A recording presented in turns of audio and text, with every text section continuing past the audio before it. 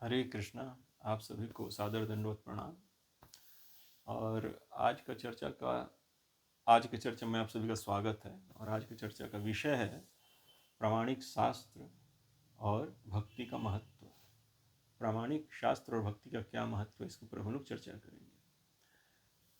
तो शुरुआत करते हैं एक उदाहरण से कि हम लोग आमतौर पर देखते हैं सर्दियों के मौसम में, जब धुंध छा जाता है, दिल्ली वासी इससे बहुत परिचित होंगे।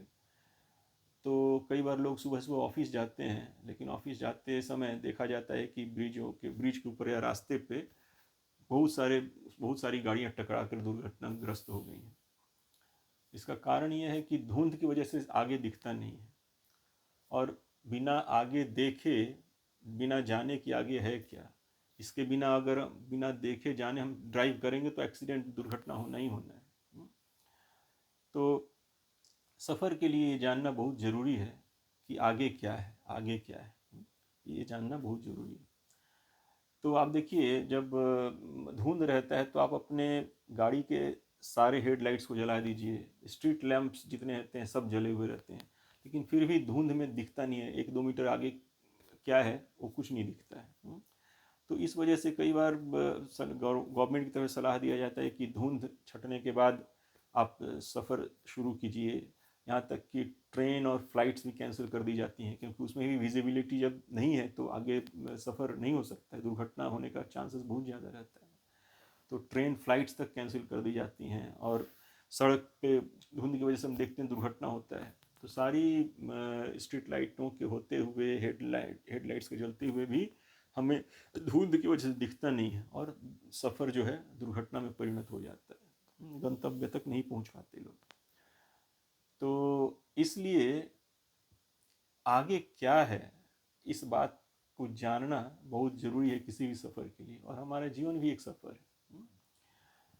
और इस सफ़र के लिए भी हमें ये जानना बहुत ज़रूरी है कि आगे क्या है, आगे क्या है, ताकि हम किसी दुर्घटना से ग्रसित ना हो जाए। तो जैसे धुंध कैसे छटता है, धुंध आप बेशक मैन मेड जितना भी हेडलाइट है और स्ट्रीट लाइट है जला लीजिए, धुंध नहीं छटता है, धुंध में क्या है आगे दिखाई नहीं देता है। धुंध तभी छटता है जब भगवान द्वारा दिए गए सूर्य आकाश में उस धुंध का नाश करते हैं, तब जाके हमें सूर्य के प्रकाश में धुंध के नाश के बाद वो सब दिखता है।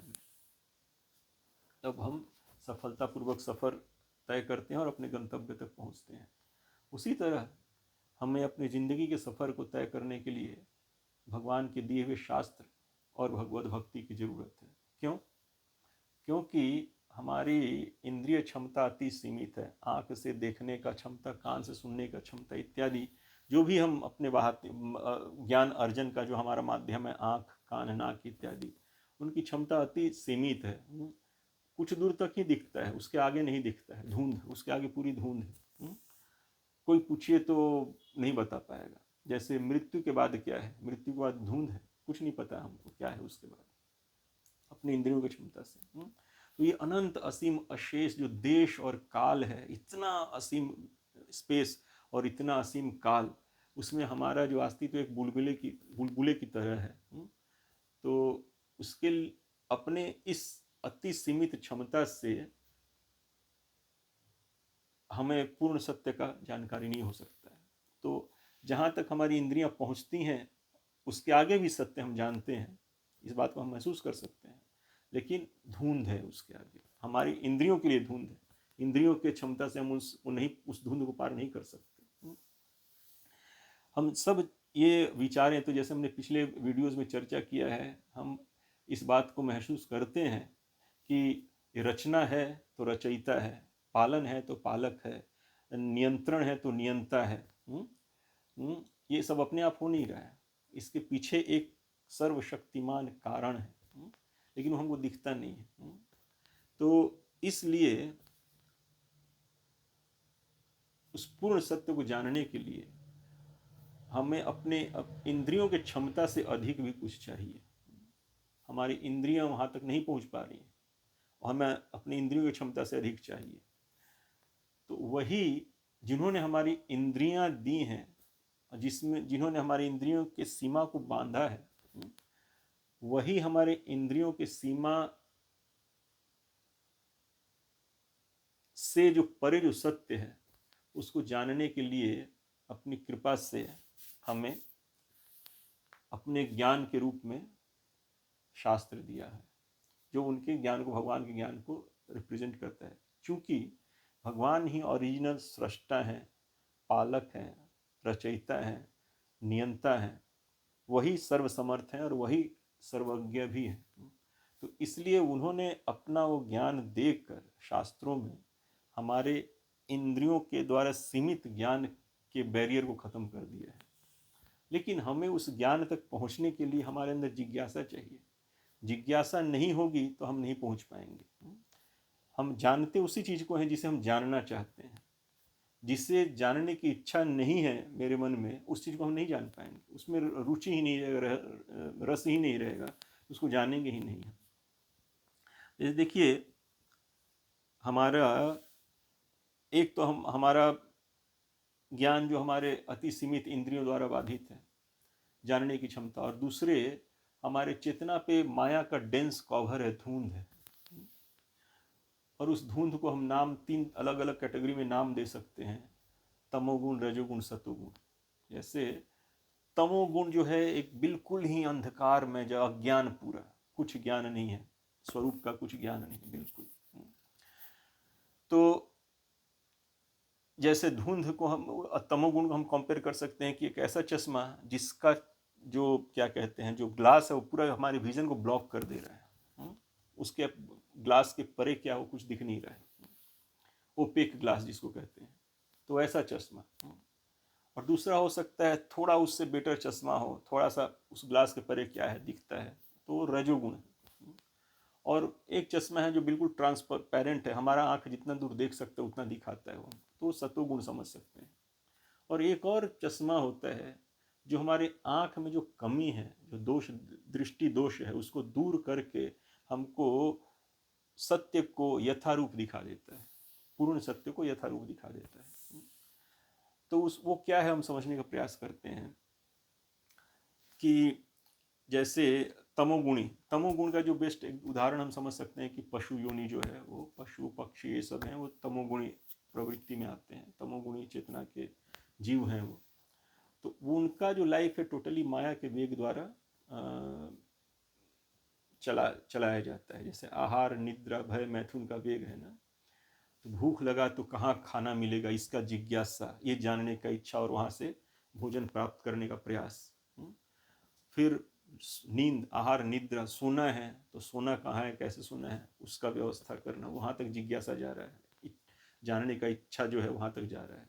आहार, निद्रा, भय, अगर कोई मेरे ऊपर अटैक आ गया, खतरा आ गया, तो उससे अपना बचाव कैसे करना है, तो हमारा जिज्ञासा, हमारा जानने का इच्छा वहाँ तक जा रहा है, प्रयास वहाँ तक जा रहा है। मैथुन मतलब अपने वंश को बढ़ाना है, अपने काम वेग को शांत करना है, तो उसके लिए पार्टनर ढूंढना, और पार्टनर ढूंढ कर उसके साथ सहवास करना, यहाँ तक हमारा क्या कहते हैं, जिज्ञासा और जानने की इच्छा जाती है। तो तमोगुणी, क्योंकि शरीर को मेंटेन करने के लिए भोजन चाहिए, जो शरीर प्रकृति से मिला उसे मेंटेन करने के लिए भोजन चाहिए, तो भूख का वेग है, आहार का वेग है, उसको मेंटेन करने के लिए आराम का जरूरत है, तो निद्रा का वेग है। उसके रक्षा के लिए, बाहरी किसी आक्रमण से रक्षा के लिए भय का वेग है, आहार, निद्रा, भय, ताकि अपना रक्षा कर सके, आहार, निद्रा, भय, मैथुन। और वंश को आगे बढ़ाने के लिए काम का वेग है, मैथुन करने का वेग है। तो इन वेग से प्रकृति इनके जीवन को संचालित करती है। तो बस ये प्रकृति की इन्हीं वेगों को अटेंड करने के लिए इनका जिज्ञासा उतना दूर तक जाता है, उसके आगे इनका जिज्ञासा नहीं जाता है। तो इसलिए उसके आगे भी वो जान नहीं पाते। अगर उनका जिज्ञासा उससे आगे जाता तो आगे जान पाते। लेकिन अब उसके बाद का कैटेगरी है रजोगुणी कैटेगरी, जहाँ पे थोड़ा सा जो है, वो जो आँख के ऊपर जो चश्मा लगा वो थोड़ा सा ट्रांसलूसेंट होता है, थोड़ा सा दिखता है उसके परे। तो फिर जीव को दिखता है कि अरे बाहर ये है, वो है, ये है, सब पे अपना अधिकार जमा लो, सब हथिया लो, सब मेरा है, सब मेरा है, सब मेरा है, सब मेरे ही अधीन रहे, सब तक हम मेरा ही महत्वाकांक्षा, अपने महत्वाकांक्षा को हर जगह देखता है। तो रजोगुण सब कुछ के ऊपर अपना आधिपत्य जमाने का, मैं और मेरा के वेग से संचालित जो जीवन है, रजोगुणी जीवन है। और उससे परे जो आता है, तो चश्मा जो थोड़ा और साफ हो गया, ट्रांसपेरेंट हो गया वो, तो सत्वगुण आता है। तो उसमें थोड़ा ज्ञान प्रधान जीव हो जाता है। जैसे तमोगुण में आहार निद्रा भय मैथुन का सुख है, रजोगुण में महत्वाकांक्षा का सुख है, वैसे सत्वगुण में ज्ञान का सुख है। उसमें थोड़ा और दिखता है, उसको और ज़्यादा ज्ञान होता है और ज़्यादा दिखता है एक्चुअली। तो ये दूसरों से एक्वायर्ड ज्ञान या सेल्फ मेड ज्ञान जो ही है, विचार इत्यादि, उस सब में जीता है वो आदमी। तो वो उस कैटेगरी के लोग अच्छे होते हैं। दूसरों का सुख दुख उनको थोड़ा दिखता है, दूसरों को कष्ट देना नहीं चाहते हैं, बल्कि दूसरों का हेल्प करना चाहते हैं कि कैसे उसका मदद किया जाए, क्योंकि उनका जीवन ज्ञान प्रधान हो जाता है।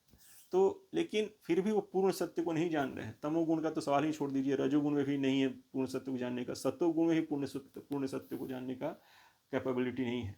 लेकिन जब वही चश्मा हमारे दृष्टि दोष को दूर करके पूर्ण सत्य को यथारूप दिखाता है, तो वो वास्तव में वही रियल चश्मा है एक्चुअली। और वो चश्मा जो है, क्योंकि हम अपनी इंद्रियों से इस पूर्ण सत्य को नहीं जानते हैं, तो भगवान ने हमारे इंद्रियों के क्षमता से परे जो सत्य है उसको जानवाने के लिए शास्त्र दिया है। तो उसको शास्त्र चक्षु कहते हैं। तो शास्त्र भी हम स्वतंत्र रूप से नहीं पढ़ सकते हैं। शास्त्र पढ़ने के लिए भी हमको एक प्रामाणिक वैष्णव गुरु का आश्रय चाहिए।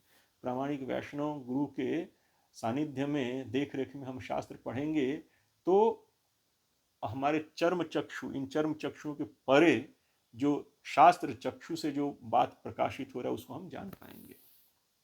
तो ये बहुत जरूरी चीज है। तो इसलिए अब पूर्ण सत्य को जानने के लिए शास्त्र और शास्त्र के साथ प्रामाणिक वैष्णव गुरु के द्वारा दिया गया भक्ति का बताया हुआ रास्ता, ये दोनों जरूरी है। क्यों जरूरी है उसको चर्चा करेंगे। तो नहीं तो वही धुंध है, नहीं तो वही धुंध है आँख के आगे, आगे कुछ नहीं दिख रहा है, पूर्ण सत्य को नहीं देख पा रहे हैं हम लोग। और उस धुंध को काटने के लिए इस भगवान का शास्त्र चाहिए और शास्त्र के साथ भक्ति चाहिए। तो शास्त्र के साथ भक्ति क्यों चाहिए? देखिए, हम कुछ भी शब्द कहते हैं तो शब्द जो है एक भाव को, एक आशय को रिप्रेजेंट करता है। जैसे कोई कहता है कि मुझे प्यास लगी है, मुझे पानी पिलाओ, मेरा गला सूखा जा रहा है। तो ये तो शब्द है, प्यास, पानी, गला सूखना, ये शब्द है। लेकिन जिन व्यक्ति को प्यास का अनुभव नहीं है कि प्यास क्या होता है, पानी क्या होता है, और पानी के पीने से गला का सूखना क्या होता है, और गला का सूखना पानी के पीने से कैसे ठीक हो जाता है, प्यास कैसे शांत हो जाता है, जिसको इस बात का अनुभव नहीं है, उसके लिए ये पानी, प्यास, गला का सूखना, प्यास का शांत होना सिर्फ शब्द भर रह जाएंगे। वो इसका कुछ मतलब नहीं समझ पाएगा, मनमाना इंटरप्रिटेशन निकालना लगेगा कि वो आई थिंक इसका मतलब ये होगा, इसका मतलब ये होगा, तो वो काम नहीं करेगा। जिसको पानी का अनुभव है, प्यास का अनुभव है, गला सूखने का अनुभव है, पानी पीने से कैसे प्यास शांत हो जाता है, उस जिसको इसका अनुभव है वही इस बात के आशय को समझ पाएगा कि मुझे एक गिलास पानी दो, मुझे प्यास लगा हुआ है, मेरा गला सूख रहा है, पानी पीने से मेरा प्यास शांत होगा। तो वो इस बात का सही सही यथारूप मतलब समझ पाएगा और उस व्यक्ति का हेल्प कर पाएगा। लेकिन जो शब्द के पीछे के आशय को नहीं समझ पाते हैं, वो मनमाना इंटरप्रिटेशन, मनमाना उसका तात्पर्य निकालना शुरू कर देते हैं, जिसका कोई मतलब नहीं रहता है। तो इसलिए शास्त्र जो है एक भाव, एक भावना, एक सत्य, एक आशय को की तरफ इंगित करता है, शास्त्र के शब्द। तो जब तक इन शास्त्र के शब्दों को और उनके पीछे के मूल आशय, भावना जो है उसको नहीं समझेंगे, तब तक हम पूर्ण सत्य को नहीं जानेंगे। तो भगवान ने जैसे कहा है भागवत गीता में कि वेदैश्च सर्वैर अहम एवा वेद्यो, कि सारे वेद वेदांत से जानने योग्य केवल मैं ही हूँ, निश्चित रूप से केवल मैं ही हूँ सारे वेद वेदांत से जानने योग्य। तो आप भैया ऐसे कैसे कह सकते हैं? तो भगवान कहते हैं फिर कि ये भगवान 15वें अध्याय का श्लोक है, भागवत गीता के 15वें अध्याय का श्लोक है कि वेदैश्च सर्वैर अहम एवा वेद्यो वेदांत कृत वेद विद एव चाहम। क्यों? क्योंकि मैंने ही वेद वेदांत का रचना करने वाला मैं ही, वेद वेदांत का स्रोत मैं ही हूँ, और मैं ही वेद वेदांत को यथारूप जानने वाला भी मैं ही हूँ। तो इसलिए वेद वेदांत का उद्देश्य क्या है वो भी जानने वाला मैं ही हूँ। तो मैं इसलिए कह रहा हूँ कि वेदैश्च सर्वैर अहम एवा वेद्यो, सारे वेद वेदांत से जानने योग्य केवल और केवल मैं ही हूँ निश्चित रूप से। ठीक है, तो आपको फिर वेद वेदांत से ही जाना जा सकता है। 15वें अध्याय में भगवान ने ये बात कहा। लेकिन 18वें अध्याय में भगवान फिर कहते हैं, 18वें अध्याय के 55 नंबर श्लोक में कि भक्त्या माम अभिजानाति यावनश्चास्मि तत्वतः, कि केवल अनन्य भक्ति से ही मुझे तत्वतः जाना जा सकता है, केवल अनन्य भक्ति से। सारे वेद वेदांत से जानने जो कौन है? भगवान श्री कृष्ण। और उन्हें जाना कैसे जा सकता है? तो केवल भक्ति से, अनन्य भक्ति से। तो इसका मतलब हुआ कि वेद के भाषा को समझने के लिए, वेद के शब्दों के आशय को समझने के लिए हमें भक्ति पूर्ण हृदय चाहिए। अगर हृदय में भक्ति नहीं है तो वेद के शब्द हमारे लिए निरर्थक हो जाएंगे, हमारे लिए सार्थक नहीं होंगे, वो सही अर्थ हम नहीं इंटरप्रेट कर पाएंगे वेद के शब्दों का। लेकिन जिनके द्वारा दिया गया, जिनके द्वारा मतलब जो इस वेद के स्रोत हैं, जो इन वेद के शब्दों के जो स्रोत हैं, और जो इन वेद के शब्दों के जो मूल आशय हैं, उनके प्रति अगर हृदय में भक्ति हो, तब इन्हीं वेद के शब्द और इनका आशय मुझे हृदय में पूर्ण रूप में प्रकाशित होगा, पूर्ण सत्य हम जान पाएंगे, नहीं तो नहीं जान पाएंगे, निरर्थक। तो फिर कैसे वेद के द्वारा जानने योग्य आप हैं और भक्ति करने से आप जाने जा सकते हैं? तो भक्ति करने से आप क्यों जाने जा सकते हैं? तो भगवान ने इसका आंसर 10वें अध्याय के 10वें नंबर श्लोक में दिया है कि मत चित्ता मदगत प्राण बोधयंतः परस्परम, नहीं सॉरी, तेषाम सतत युक्तानाम भजताम प्रीतिपूर्वकम ददामि बुद्धि योगम तम येन माम उपयंति थे, कि जो सतत रूप से निरंतर प्रीतिपूर्वक मेरा भजन करते हैं, भक्ति करते हैं, मैं उनके हृदय में वो बुद्धि योग देता हूँ जिससे वो मुझे जान लें और मुझ तक पहुँच जाए, जो मैं सबका गति हूँ, फाइनल डेस्टिनेशन। तो इसका मतलब भगवान के प्रति यदि हम सतत भक्ति करते हैं, भजन भक्ति करते हैं, प्रीतिपूर्वक करते हैं, तो भगवान हमसे संतुष्ट होकर हमारे हृदय के, क्योंकि हमारा भगवान के प्रति ईमानदार भक्ति, सतत रूप से भक्ति, नियमित रूप से प्रीतिपूर्वक किया हुआ भक्ति, ये प्रमाणित करता है कि हम भगवान को यथारूप जानना चाहते हैं। तो इसलिए भगवान फिर हमको हमारे हृदय में प्रकाशित कर देते हैं, वो स्पिरिचुअल इंटेलिजेंस, वो बुद्धि दे देते हैं जिससे हम भगवान को यथारूप समझ जाए, जान जाए। और भगवान ही पूर्ण सत्य हैं, श्री कृष्ण ही पूर्ण सत्य हैं, तो उनको जानना यानी सब कुछ जानना, सब कुछ उन्हीं का है। तो श्री कृष्ण को जानना यानी सब कुछ जान जाना, कुछ बाकी नहीं रह जाता है। तो इस तरह से प्रामाणिक शास्त्र और भक्ति का महत्व है। और जब शास्त्र हम भगवान के किसी विशुद्ध वैष्णव भक्त के शरण में रहकर समझेंगे शास्त्र को, तो वो शास्त्र के शब्द, प्रामाणिक शास्त्र के शब्द का आशय भाव सब हमारे हृदय में प्रकाशित होता जाएगा। ये भक्ति और शास्त्र अध्ययन और भगवान को जानना, ये पैरेलल है पूरा। जितना ईमानदारी से प्रीतिपूर्वक हम सतत रूप से भजन भक्ति करेंगे भगवान का, उतना ही हम भगवान को जानते जाएंगे, जानते जाएंगे, जानते जाएंगे। तो नहीं भजन करेंगे तो भगवान जो पूर्ण सत्य उनको नहीं जान पाएंगे हम। भजन भक्ति करेंगे, भजन भक्ति के साथ हम शास्त्र अध्ययन करते हैं, तब हम भगवान को यथारूप तत्व से जानने में भगवान की कृपा से, गुरु की कृपा से सक्षम हो जाते हैं, पात्रता आ जाती है हमारे अंदर। तो ये जरूरी है। तो जैसे देखिए, दो तरह के लोग होते हैं। एक तरह के लोग हैं कि अब मैं जो जानता हूँ बस वही सब कुछ है, उसके आगे कुछ नहीं है, मैं तो ऐसे ही रहूँगा। इस तरह के जिद्दी लोग, अहंकारी लोग होते हैं। और दूसरे लोग होते हैं जो विनम्र होते हैं, जो इस बात को समझते हैं कि नहीं, मैं अपने बलबूते पे सब कुछ नहीं जान सकता, मेरी क्षमता अति सीमित है। जो जिनके अंदर ये विनम्रता है, वो फिर भगवान की तरफ देखते हैं या भगवान के विशुद्ध भक्तों की तरफ देखते हैं, ताकि उनकी कृपा से वो जान सकें। तो जो अहंकारी लोग हैं, जो लोग सोचते हैं ऐसा कि नहीं, मैं ही सब कुछ जानता हूँ, मेरे में अब कुछ इजाफा नहीं हो सकता, वृद्धि नहीं हो सकता है, मेरा ज्ञान ही परिपूर्ण है, तो वो अपने आप को बाधित कर ले रहे हैं।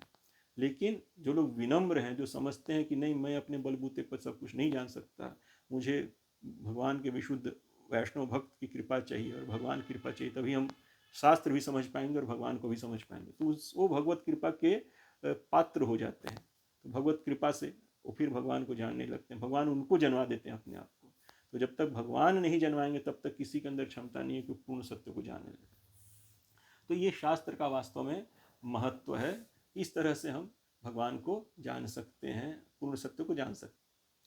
जैसे ब्रह्म संहिता में ब्रह्मा जी ने एक स्तुति किया भगवान श्री कृष्ण के प्रति कि क्या कहा है उन्होंने कि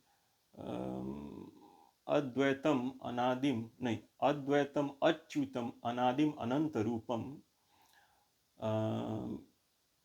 अद्वैतम अच्युतम अनादिम अनंत रूपम, और फिर कहते हैं कि आद्यम आद्यम पुराण पुरुषम नव यौवनम च, और फिर कहते हैं वेदेषु दुर्लभम अदुर्लभम आत्मभक्तौ गोविंदम आदि पुरुषम तमहम भजामि, कि वेदेषु दुर्लभम, अब वेद से प्राप्त करने में बहुत दुर्लभ है।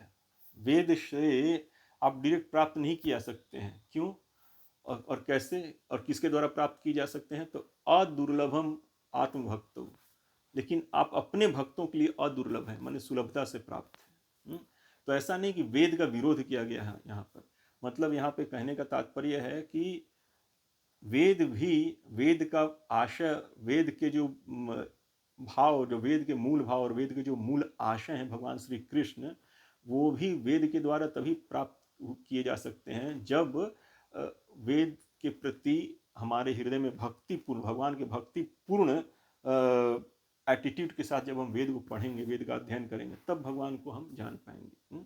नहीं तो वेद के मूल आशय तक हम पहुंच ही नहीं पाएंगे। जो भगवान ने कहा है कि वेदैश्च सर्वैर अहम एवं वेद्यो, इस समस्त वेदों से जानने जो एकमात्र मैं ही हूँ, तो वो भगवान को जानना हमारे लिए असंभव है यदि वेद को हम बिना भक्ति भावना के, बिना किसी प्रामाणिक वैष्णव आचार्य के गाइडेंस के बिना यदि हम पढ़ते हैं, समझते हैं, अध्ययन करते हैं, तो हम वेद से पूर्ण सत्य को प्राप्त नहीं कर पाएंगे। आप देखिएगा कितने ही वेदिक स्कॉलर हैं, बहुत वेदिक स्कॉलर आपको मिलेंगे भारत में चाहे कहीं भी, लेकिन वो सारे वेदिक स्कॉलर भक्त नहीं होते हैं। कर्मकांडी होंगे, यज्ञ करवाएंगे, ये करेंगे वो करेंगे, भक्ति के बारे में वो शुष्क रहते हैं, भक्ति के बारे में उनका कोई खास झुकाव नहीं रहता है, भगवान के प्रति उनके हृदय में भाव नहीं रहता है। लेकिन भक्ति करने से भगवान के प्रति हृदय में भाव आता है, और तब हम वेद के मूल आशय भगवान श्री कृष्ण को जान सकते हैं।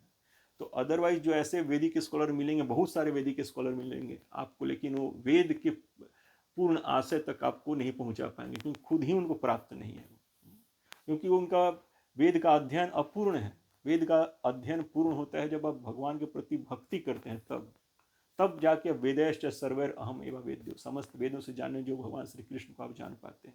नहीं तो बिना भक्ति के आप वेद का अध्ययन करना भी बेकार है, कोई उसमें लाभ नहीं होगा, आपको उसके वेद के गति तक पहुंच नहीं पाएंगे।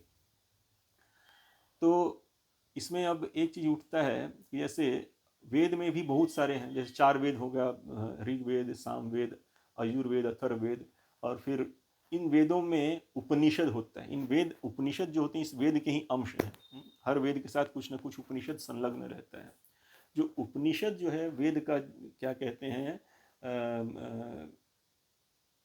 सार है। उपनिषद जो है वो वेद का सार होता है। ज्ञान उपासना का जो पाठ है वो वेद का उपनिषदों में होता है। तो उपनिषद वेद के पाठ हैं, लेकिन वेद के मुख्य अंश जो हैं, जो वेद के जो सार हैं, वो उपनिषद हैं। उन्हीं में वेद का ज्ञान एक्चुअली रहता है। तो और वेद हो गया, उपनिषद हो गए, फिर वेदांत सूत्र आता है। सारे उपनिषदों को भगवान वेद व्यास ने सूत्र के रूप में वेदांत सूत्र, ब्रह्म सूत्र में संकलित किया, और फिर उन्हीं का फर्दर व्याख्या उन्होंने पुराणों में भी किया है, जो 18 पुराण कहे जाते हैं। और इसके अलावा इतिहास आते हैं, जैसे रामायण, महाभारत। तो इतने सारे शास्त्र हैं, वैदिक शास्त्र में आते हैं। कुछ वेद हैं, कुछ पुराण हैं, तो वैदिक पुराणिक शास्त्र में ये सब आते हैं। तो हमारे जितने भी आचार्य हुए, पूर्वाचार्य, जैसे जैसे शंकराचार्य, रामानुजाचार्य, माधवाचार्य, निम्बार्काचार्य इत्यादि, वो इन्हीं वेद पुराण का सहारा लेकर अपने बातों को कहते थे, प्रमाणित करते थे वो अपनी बातों को। तो इसको एक तरह से प्रस्थान त्रयी कहा जाता है। 3 प्रस्थान, मतलब 3 जगह से होकर जाना पड़ता है। और 3 जगह क्या है वो? एक श्रुति प्रस्थान, श्रुति प्रस्थान के अंदर आता है उपनिषद, उपनिषदों से, क्योंकि श्रुति जो है, श्रुति का जो ज्ञान पाठ है उपनिषद है, तो उपनिषद प्रस्थान हो गया, सॉरी श्रुति प्रस्थान यानी उपनिषद। फिर स्मृति प्रस्थान, तो स्मृति प्रस्थान में रामायण महाभारत पुराण सारे हैं, वो सब आते हैं। तो इनमें से चुना गया है, आचार्य लोग किसको लेते हैं, भागवत गीता को। क्यों? क्योंकि भागवत गीता जो है पूरे सृष्टि के स्वामी, रचयिता, पालक, संचालक, नियामक, नियंता स्वयं भगवान श्री कृष्ण के द्वारा कहा गया है। तो इससे बड़ा प्रमाण तो वास्तव में कुछ हो ही नहीं सकता है। तो स्मृति प्रस्थान के अंदर भागवत गीता लेते हैं, और न्याय प्रस्थान के अंदर क्या लेते हैं, ये वेदांत सूत्र, ब्रह्म सूत्र। तो अब जैसे देखिए कितने लोगों का, कितने वैदिक विद्वानों का विचार होता है कि स्मृति ग्रंथ यानी रामायण महाभारत और पुराण, स्मृति ग्रंथ के अंदर ये रामायण महाभारत पुराण आते हैं। तो स्मृति ग्रंथ को वो वेदों जो इतना वैल्यू नहीं देते, वो सोचते हैं नहीं ये स्मृति ग्रंथ है, ये श्रुति नहीं। लेकिन जो वेद, जो श्रुति ग्रंथ है, उस श्रुति ग्रंथ में ही जो, जैसे एक उपनिषद है छांदोग्य उपनिषद, उसमें 2-3 जगह लिखा हुआ मैंने पढ़ा है कि ऋक, साम, यजुर, अथर्व ये 4 वेद हैं, और इतिहास पुराण जो है पंचम वेद है। तो श्रुति ही इतिहास पुराण यानी रामायण महाभारत और पुराणों को पंचम वेद मानता है। तो श्रुति ही इतिहास पुराण, रामायण महाभारत और पुराणों को ऑथराइज कर रहा है एज वेद। तो अब जो भी हो, जो श्रुति को सुपीरियर मानते हैं और स्मृति को इन्फीरियर मानते हैं, अब इस बात को मानते हैं कि नहीं मानते हैं, क्योंकि ये बात उन्हीं के श्रुति से दिया गया है, उन्हीं के श्रुति में बात लिखा गया है छांदोग्य उपनिषद में कि रामायण महाभारत और पुराण ये सब जो हैं, इतिहास पुराण जो हैं, ये पंचम वेद हैं। तो श्रुति ही प्रमाणित करती है इतिहास पुराण के ऑथोरिटी को, तो इसमें संदेह नहीं होना चाहिए। लेकिन एनीवे, तो 3 प्रस्थान जहाँ से आचार्य अपने बातों को, पूर्वाचार्य अपने बातों को प्रमाणित करते हैं। तो पहला हुआ श्रुति प्रस्थान। तो श्रुति प्रस्थान में क्या आता है, श्रुति प्रस्थान में आ गया उपनिषद। स्मृति प्रस्थान में क्या आ गया, भागवत गीता। ये जो श्रुति प्रस्थान है उसमें 4 वेद आते हैं ना, ऋक, साम, यजुर, अथर्व, उनमें सब में उपनिषद अटैच्ड है उन सब के साथ। तो श्रुति प्रस्थान में जो वेद, श्रुति का जो सार है, वेद सार जो है उपनिषद, वो आता है। स्मृति जिसके अंदर रामायण महाभारत और पुराण सब आते हैं, तो उसके अंतर्गत क्या आता है, भागवत गीता, भगवान श्री कृष्ण, स्वयं भगवान श्री कृष्ण की वाणी है वो।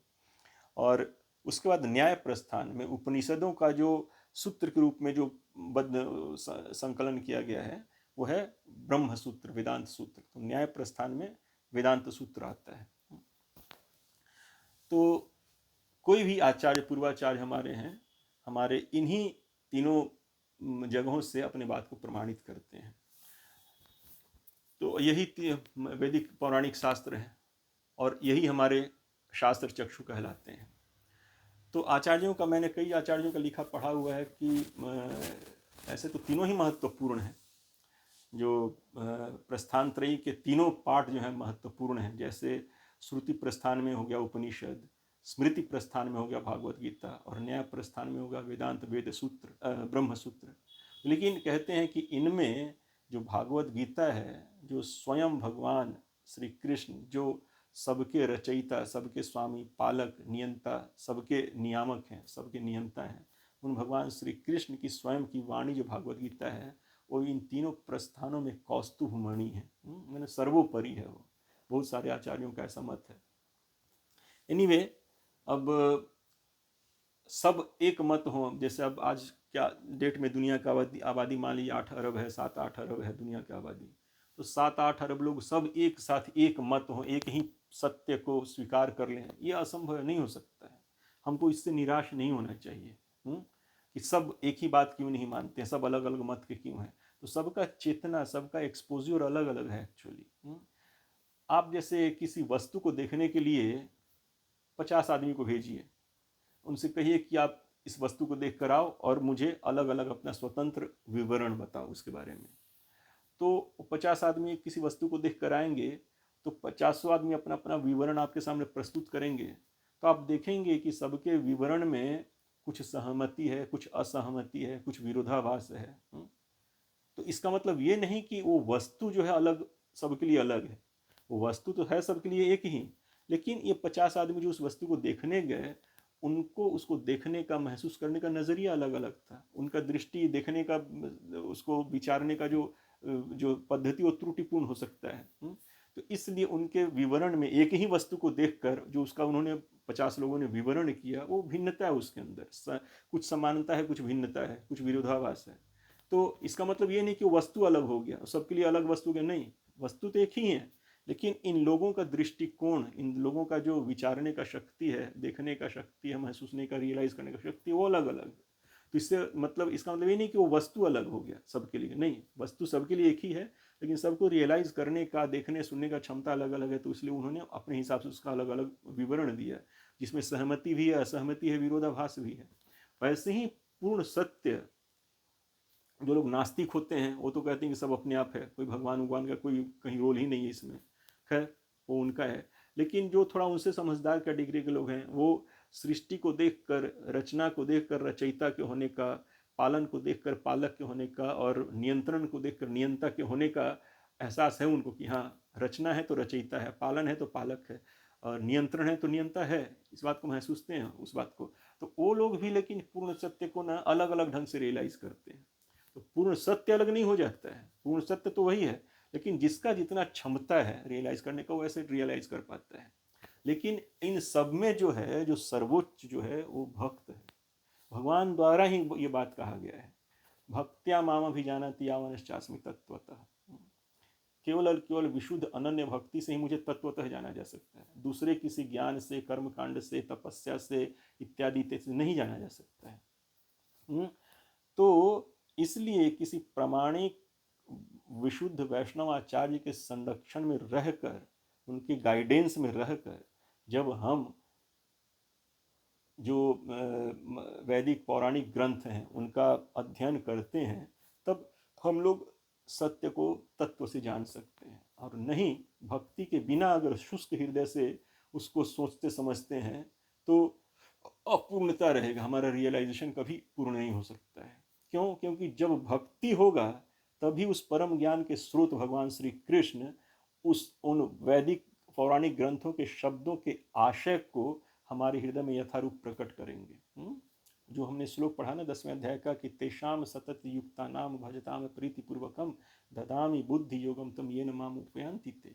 कि जब वो भगवान हमारे भक्ति से, हमारे समर्पण से, हमारे निष्ठा से, हमारे श्रद्धा विश्वास से प्रसन्न होकर, संतुष्ट होकर उस ज्ञान को हमारे हृदय में प्रकाशित करेंगे, उस स्पिरिचुअल इंटेलिजेंस को देंगे हमको, तब ही हम उस वेद के शब्द के, वेद पुराण के शब्दों के मूल आशय को हम समझ पाएंगे। तो उसके बिना संभव नहीं है। तो इसलिए हमारे जीवन में प्रामाणिक शास्त्र और भक्ति का महत्व है। और भक्ति का मतलब होता है गुरु, कृष्ण का प्रामाणिक विशुद्ध वैष्णव भक्त, जो हमको दिशा निर्देश देता है, जो हमको शास्त्र की भाषा को समझाता है, शास्त्र के आशय को समझाता है, जैसे श्रील प्रभुपाद जी हुए। तो उनके दिशा निर्देश में रह के हम लोग शास्त्र और शास्त्र के मूल आशय भगवान श्री कृष्ण को प्राप्त कर सकते हैं। पूर्ण सत्य वही है कि भगवान श्री कृष्ण को जानने में सब कुछ जानना शामिल है, क्योंकि सब कुछ भगवान श्री कृष्ण का ही है। सर्वलोक महेश्वरम, सब कुछ भगवान श्री कृष्ण का है। तो भगवान श्री कृष्ण को जानने में सब कुछ जानना शामिल है, जन्म मृत्यु जरा व्याधि से परे शाश्वत जीवन, शाश्वत ज्ञान, शाश्वत आनंद जो भी है। भगवत शाश्वत धाम कहाँ है, भौतिक जगत क्या है, भौतिक जगत से परे जो शाश्वत धाम है वो क्या है, वो सब हम जानेंगे जब श्रद्धा से, विश्वास से भगवान श्री कृष्ण के प्रति समर्पित होकर, उनके भक्त, किसी भक्त के प्रति समर्पित होकर हम उनके वाणी को समझने का प्रयास करेंगे, तब हम लोग समझ पाएंगे। कई बार आप देखते हैं कि शास्त्रों में विरोधाभास दिखता है, कि लोग कहते हैं कि अरे यहाँ तो ऐसे लिखा हुआ है, वहाँ वैसे लिखा हुआ है, यहाँ इनको बड़ा कहा गया है, वहाँ उनको बड़ा कहा गया है, यहाँ इनको ग्लोरीफाई किया गया है, उनका वहाँ उनको ग्लोरीफाई किया गया है। तो शास्त्रों में तो इतना विरोधाभास है। वास्तव में ये शास्त्रों में जो विरोधाभास या जो मतलब अलग तथ्य प्रकाशन का जो अनुभूति है, ये वास्तव में अपूर्ण अनुभूति है। जब आप पूर्ण सत्य तक पहुँचेंगे, पूर्ण सत्य को जानेंगे, तो लिखे लगेगा कि हाँ सब कुछ अलाइंड है, कहीं भी कुछ अपूर्णता या कोई विरोधाभास नहीं है। जैसे मान लीजिए अब कोई बच्चा नर्सरी में है, तो नर्सरी से ग्रेड 1 2 3 4 करके ग्रेड 10 में जाता है, 12th जाता है, फिर बीएससी करता है, एमएससी पीएचडी करता है। तो उसको नर्सरी में ही सब कुछ नहीं सिखा दिया जा सकता है ना। नर्सरी में उसका कैपेसिटी नहीं है कि सब कुछ सीख ले वो। हम लोग अपने आप को समझते हैं कि हम बहुत बड़े हैं, हो गए हैं, उम्र बढ़ गया तो हम बहुत बड़े हो गए हैं, बाल पक गया तो हम बहुत बड़े हो गए हैं, बहुत पैसा कमा लिए, बहुत नाम शोहरत कमा लिए तो हम बहुत बड़े हो गए हैं। लेकिन हम आध्यात्मिक तौर पे बच्चे ही हैं एक्चुअली। आध्यात्मिक तौर पे हमारे अंदर कोई परिपक्वता नहीं है। तो इसलिए आध्यात्मिक तौर पर सबसे पहले तो हमारा शुद्धिकरण जरूरी होता है। जैसे शुद्धिकरण जब हमारा होगा, तब हमारे अंदर सदाचार का आएगा, हमारे जीवन में संस्कार आएगा, और उससे क्रमशः हम पूर्ण सत्य को समझ पाएंगे। जैसे मान लीजिए किसी रेडियो का जो एंटीना खराब है, तो आकाशवाणी से ध्वनि की तरंगें प्रसारित हो रही हैं, लेकिन वो रेडियो पकड़ नहीं पाएगा क्योंकि उसको सही नहीं है। तो पहले उस रेडियो को ठीक करना पड़ेगा, तब जाकर वो आकाशवाणी के प्रसारण को यथारूप पकड़ पाएगा। तो वैसे ही शास्त्र सब कुछ है, लेकिन हमारे अंदर अशुद्धि है, अपूर्णता है, कमी है, खराबी है, जिसकी वजह से हम शास्त्र की बातों को यथारूप पकड़ नहीं पाएंगे। तो इसलिए हमको ठीक करना, हमको शुद्धिकरण हमारा जरूरी है। तो जितना वैदिक प्रोसेस है, कर्मकांड हुआ, यज्ञ हुआ, देवी देवता का पूजा आराधना हुआ, ये भी हमारे शुद्धिकरण का एक प्रोसेस है एक्चुअली। जैसे आप कर्मकांड का कोई भी यज्ञ करते हैं, तो उसमें के लिए बहुत सारा नियम कानून फॉलो करना पड़ता है, व्रत तपस्या फॉलो करना पड़ता है, जो हमारे इंद्रियों को शुद्ध करता है, हमारी चेतना को शुद्ध करता है। तो ये शुद्धिकरण क्रमशः विकास है हमारा। तो पूर्ण सत्य तक पहुंचने का, पूर्ण सत्य को हम एक झटके में नहीं पहुंच सकते हैं, एक झटके में नहीं पहुंच सकते हैं, अनलेस जब तक कि हमारे ऊपर भगवत कृपा ना हो, कोई परम वैष्णव का कृपा ना हो, तब तक हम पूर्ण सत्य को एक झटके में नहीं प्राप्त कर सकते, जान सकते। जैसे मान लीजिए ध्रुव महाराज मात्र 5 साल के बच्चे थे, तो उनको अपने पिता का गोद प्राप्त नहीं हुआ, तो सबसे बड़े राज्य के आकांक्षा में वो घर से निकल गए। तो उनको गुरु के रूप में बीच में नारद मुनि मिल गए, जिन्होंने उन्हें ओम नमो भगवते वासुदेवाय मंत्र दिया, और इसके सहारे तपस्या करने का आदेश दिया उनको। और फिर गुरु आज्ञा के पालन के तहत उनको अंत में भगवान का दर्शन प्राप्त हो गया, भगवान प्राप्त हो गया उनको। तो भगवान, 5 साल का बालक भगवान को देखकर अति प्रसन्न हो गया, उनका वो स्तुति करना चाहा, लेकिन उसके पास ज्ञान नहीं था, किसी गुरुकुल में, किसी स्कूल कॉलेज में ज्ञान नहीं था, तो ज्ञान नहीं था कि भगवान का स्तुति कैसे करे, क्या करे। तो भगवान ने उसको अपने शंख से उसके कपोल को छू दिया, तो सारा अपना ज्ञान और भक्ति उसके अंदर भर दिए, ध्रुव के अंदर। तो एकदम अचानक, एकदम एक चमत्कारिक ढंग से उसके अंदर सारा भगवान का भक्ति ज्ञान आ गया, और उन्होंने भगवान का स्तुति ऐसा किया है 12 श्लोकों में कि उसको द्वादश आदित्य कहा जाता है, कि भगवान के गुण उसमें ऐसे दिखते हैं कि उन 12 श्लोक को पढ़ के किसी का भी हृदय प्रकाशित हो सकता है।